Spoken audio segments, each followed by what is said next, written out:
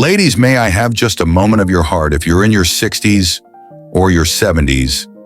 I want to talk to you about something quiet but dangerous. It's not heart disease, not arthritis. It's something that creeps in unnoticed until one day it's too late.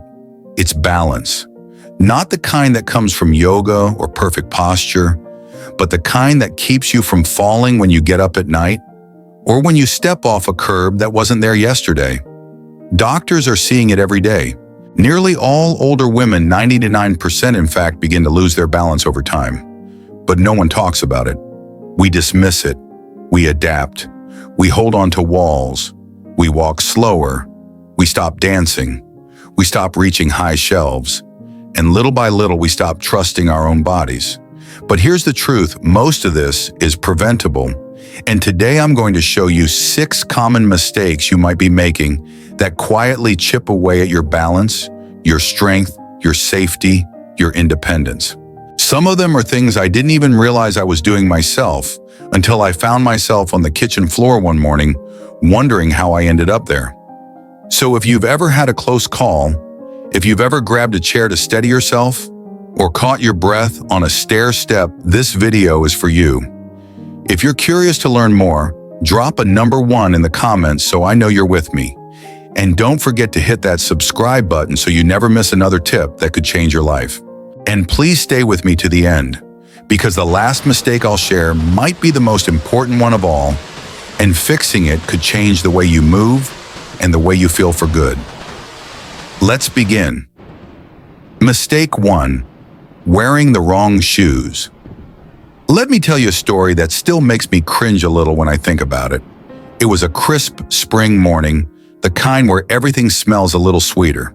I was on my way to the mailbox wearing my favorite pair of soft flat shoes, simple little ballet flats I'd had for years.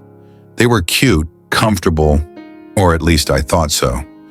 I didn't realize that over time those shoes had gone from comfortable to dangerous. As I stepped off the porch, my right foot caught on the edge of a loose brick, and in the blink of an eye, I was stumbling face first toward my rose bushes. I caught myself barely, but I came away with a bruised shin and a wake-up call that I never forgot. That fall didn't happen because I was clumsy. It happened because I was wearing the wrong shoes for the woman I had become. You see, our feet change as we get older. That's something nobody really tells you. The fat pads that once cushioned every step, they thin out. The arches that held us up through decades of life, they start to flatten. Tendons become tighter, bones a little more brittle, and our balance doesn't compensate the way it used to. What that means is this: the shoes that worked for you at 35 may actually be sabotaging you at 65. They might look the same, feel familiar, even seem harmless, but they're not supporting the feet you have now. And that lack of support can quietly, subtly, and very dangerously undermine your balance. Let's talk specifics. Slip-on shoes like flats or old slippers are some of the biggest culprits. They offer almost no structure, no arch support, no grip, no stability around your ankle. The sole is usually too thin to absorb shock, and they tend to slide on hardwood or tile floors. I used to wear mine around the house all day thinking they were safe. I now know better. I've seen it happen with friends too. My neighbor Margaret, a vibrant 78-year-old who still bakes every weekend, slipped in her kitchen wearing a pair of worn-out house shoes. She broke her wrist trying to catch herself. It took her months to recover, not just physically, but emotionally. That fall shook her confidence in a way that no one saw coming. The truth is, at this age, one fall can change everything. A fractured hip, a twisted ankle. It's not just an injury. It can lead to surgery, rehab, the loss of independence, even depression. That's why choosing the right footwear isn't just about comfort. It's about protection. It's about dignity. So what should you look for in a good pair of shoes? First, a firm, non-slip sole, something with real grip, especially if your home has hardwood tile or outdoor steps. Look for memory foam insoles or heel cups that help absorb impact and support your foot's natural shape. A slight heel lift is actually better than a completely flat shoe, as it helps balance your weight properly. Next, choose shoes with some structure around the ankle, not stiff, but secure. Something that gently hugs the back of your heel and doesn't slip off when you walk. And if you need to wear shoes inside the house, which I highly recommend, skip the floppy slippers. Go for indoor shoes with rubber soles or supportive slip-ons made for balance and foot alignment. And no, they don't have to look orthopedic, I promise. There are so many brands now that blend comfort, support, and style. I found a pair of supportive walking shoes with a soft blush color and a little gold trim. They feel like clouds and look like something my granddaughter would borrow. Wearing the right shoes makes a world of difference. I don't just walk differently, now I carry myself differently. There's a quiet confidence that comes from knowing your feet are grounded and stable beneath you. And when I bend down to tie my laces, I'm not just tying shoes, I'm choosing safety. I'm choosing independence. So take a look at what's in your closet. Are your shoes supporting you or silently working against you? If you've had a moment like mine, or if you've been relying on those old house slippers for a bit too long, drop a number 1 in the comments and let me know. I'm right there with you. And don't forget to subscribe for more practical tips that truly matter. Because sometimes the smallest changes, like a better pair of shoes, can make the biggest difference in how you move through the world. Stay steady, stay strong, and stay with me because we're just getting started. Mistake 2. Skipping strength training. When I was younger, I used to think strength training was for bodybuilders or athletes on magazine covers. You know, the ones in tight gym clothes lifting heavy weights with veins popping out of their arms. So when I hit my 60s, I figured I didn't need any of that. I stayed active around the house, walked my dog, cleaned, gardened. That's exercise, right? But something began to shift slowly, quietly. Getting out of a low chair started to take more effort. Climbing stairs left my legs tired. And one day I dropped something on the floor and had to think twice about how I'd get back up. That's when my doctor gently explained a word I had never really paid attention to before: sarcopenia. It's a fancy word for something very simple and very real: age-related muscle loss. It begins in our 30s, picks up speed in our 50s, and by the time we reach 70, we can lose up to 30% of our muscle mass if we don't actively work to keep it. And here's the thing, it's not because we're getting old. It's because our muscles aren't being used. Strength doesn't vanish overnight. It slips away when we stop challenging our bodies, when we trade squats for soft chairs, when we stop lifting anything heavier than a coffee mug. But here's the good news, and I really want you to hear this: you can get it back. You don't need a gym membership. You don't need to lift anything heavy. You just need a little time, a little consistency, and the willingness to start small. Let me tell you about my friend Ellen. She's 74 and lives alone. For years, she avoided stairs, struggled with groceries, and felt nervous every time she stepped off the sidewalk. Then during a local senior wellness class, she tried something simple: squats next to a chair. Just 5. That was it. Over the next few weeks, she added wall push-ups, lifting soup cans during her favorite TV show, and light resistance band pulls for her arms. She even found a YouTube channel she liked that had gentle routines for people her age. She committed to 15 minutes 3 times a week. The change, remarkable. She stands taller now. Her steps are more confident. She no longer needs help getting out of her recliner. And when she tripped on her garden hose last month, she didn't fall, she caught herself. That's what strength does. It doesn't just make you look good, it saves you. When your legs are stronger, you can recover from a stumble. When your arms are stronger, you can break a fall or catch yourself. When your core is strong, you move with more control and less fear. Strength is more than physical, it's emotional. It's the difference between relying on others or trusting yourself. So if you're wondering where to begin, here are some easy ways to get started. Chair squats: stand in front of a sturdy chair, lower down like you're going to sit, then rise up again. Wall push-ups: face a wall, place your hands shoulder-width apart, and gently push in and out. Arm curls: use light hand weights or soup cans. Lift slowly while seated or standing. Resistance bands. These are inexpensive and incredibly effective. You can use them to gently work your arms, shoulders, or legs, even while sitting. Don't worry about how many reps you can do. Start with 5. Build to 10. Celebrate your progress. You are not too old. You are not too weak. You are not too late. So many of us were told that aging means slowing down, stepping back, staying careful. But what if aging is actually the time to grow stronger on your terms? If you've been putting off strength training, I hope this is your moment. Let me know in the comments with a number 1 if you're ready to take that first small step. I'll be cheering you on. And be sure to subscribe to the channel if you want more safe, simple strategies to help you stay strong, independent, and active. Remember, your strength is still there. It's just waiting for you to reach for it. Mistake 3, ignoring vision changes. It happened around 2 a.m. The house was dark, quiet, and still my husband Jerry fast asleep beside me.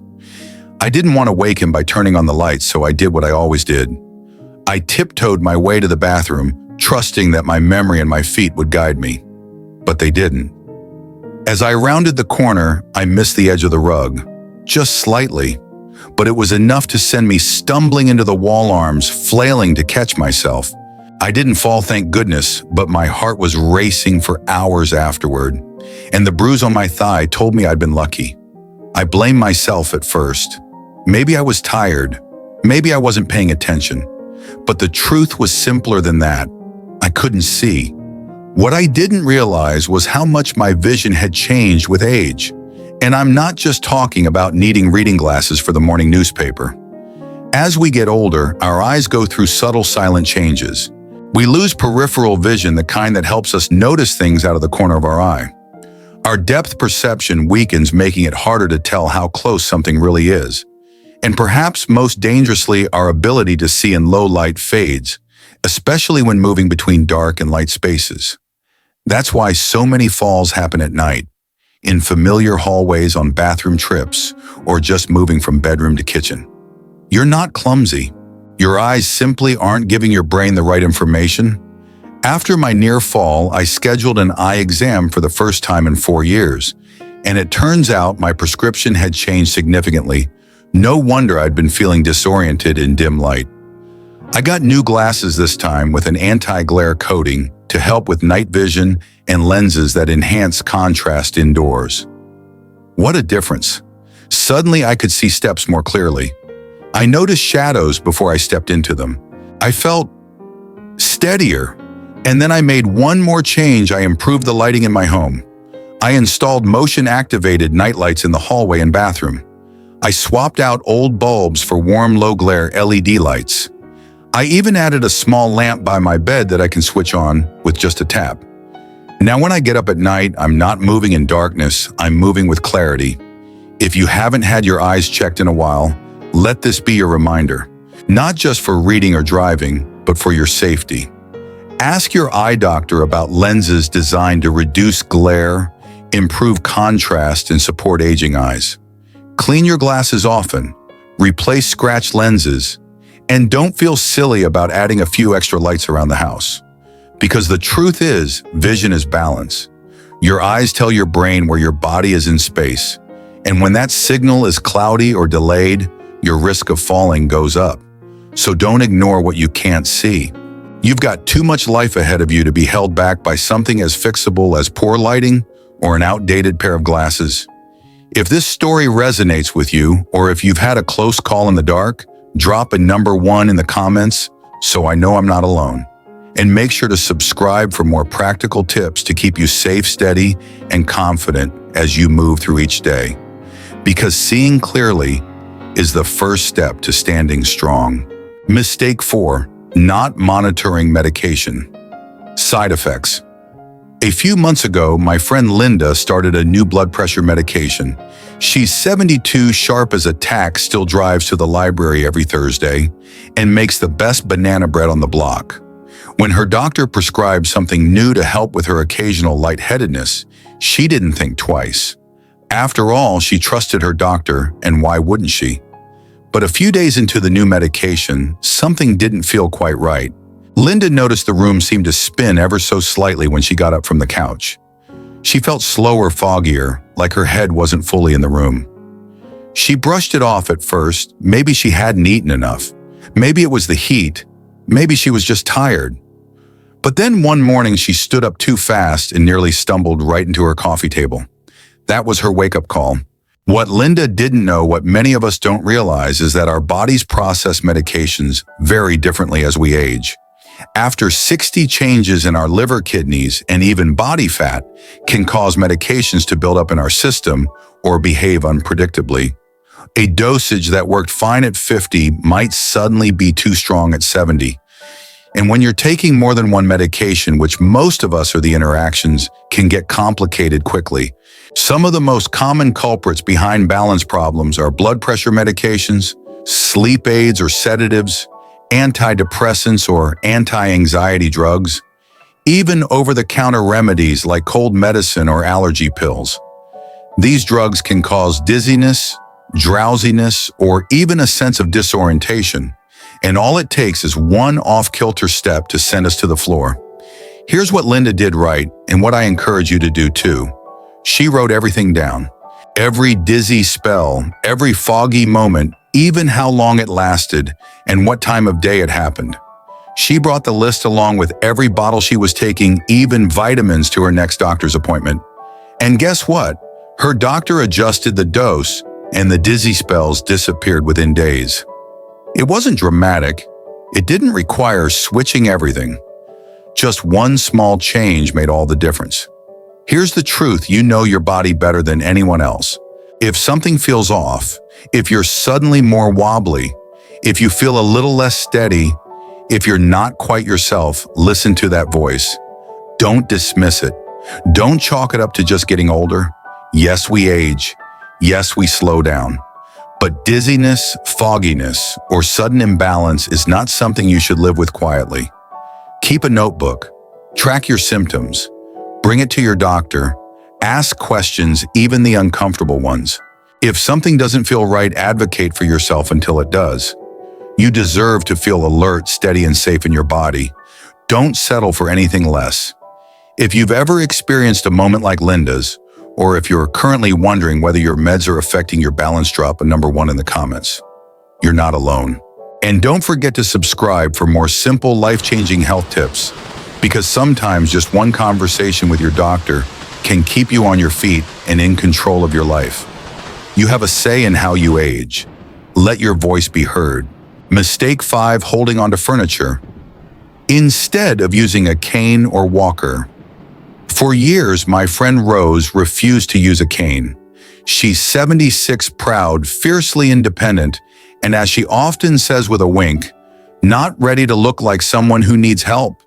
So instead of using a cane or walker, she developed her own system, what she called wall walking, holding onto countertops, bracing against chair backs, reaching for door frames when the room felt a little wobbly. It worked, until it didn't.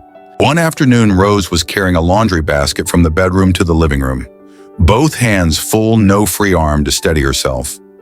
As she turned the corner near her hallway, she lost her balance and nearly went down hard into the side of her oak table. She caught herself barely, but the shock of how quickly it happened left her shaken for days. That moment changed her. You see, furniture isn't made to hold you up. It doesn't move with you. It's not always within reach when you need it most. And the truth is, relying on walls or chairs to steady your balance is not a safety plan, it's a gamble. But I understand the hesitation.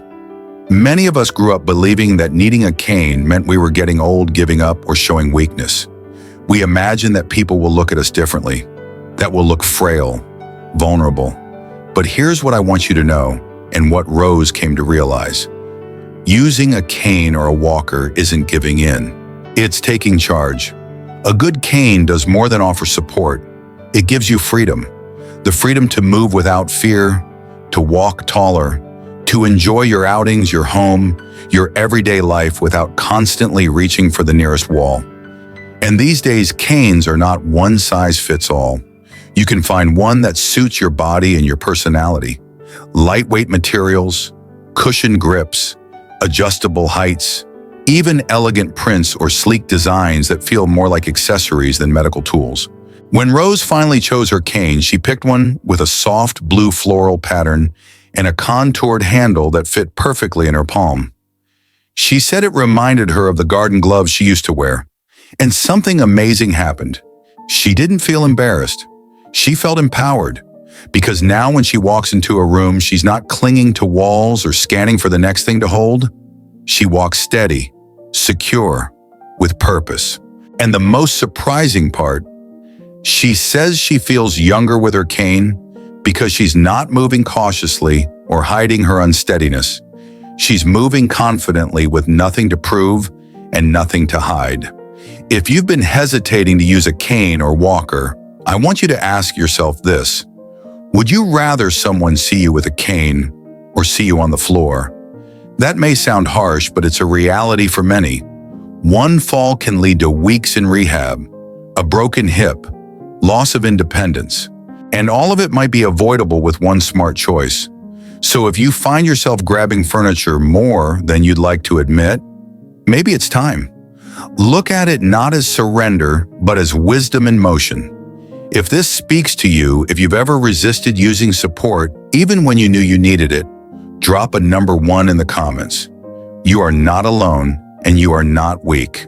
You are wise.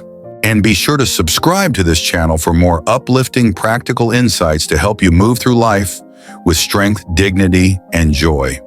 Because courage doesn't always look like standing tall. Sometimes it looks like reaching for the thing that helps you keep standing at all.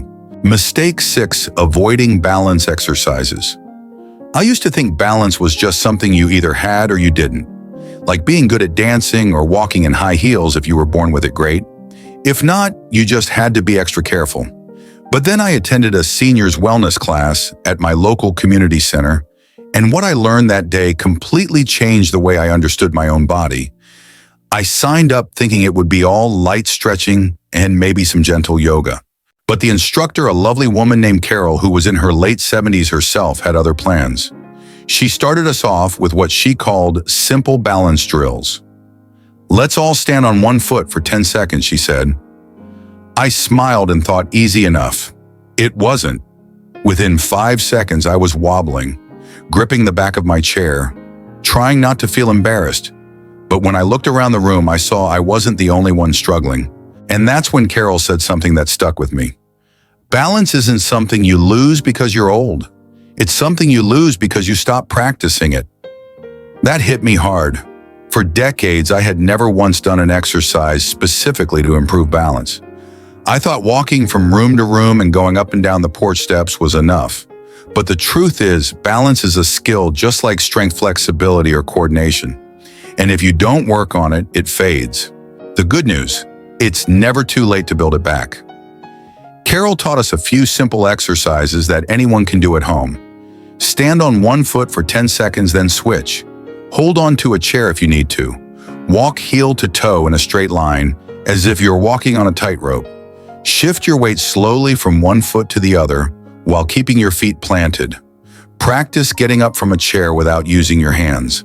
I started doing these for just 5 minutes a day, usually while the coffee brewed or while waiting for the laundry cycle to finish. After a couple of weeks, I noticed real changes. I stood taller. My feet felt more grounded. I no longer hesitated before stepping off a curb or climbing a staircase. My confidence came back. And that's what balance gives you: freedom without fear. There's a myth that once you hit a certain age, you have to accept feeling unsteady. But that's simply not true. The body still responds. The nervous system still learns. The muscles still strengthen even in your 70s, 80s, and beyond. So don't wait for a fall to make balance a priority. Make it part of your routine, just like brushing your teeth or making the bed. You don't need fancy equipment, just a little space, a little time, and a willingness to begin. You can find guided balance routines on YouTube, join a class at your local senior center, or even invite a friend to practice with you once a week. Accountability makes it more fun and far less intimidating.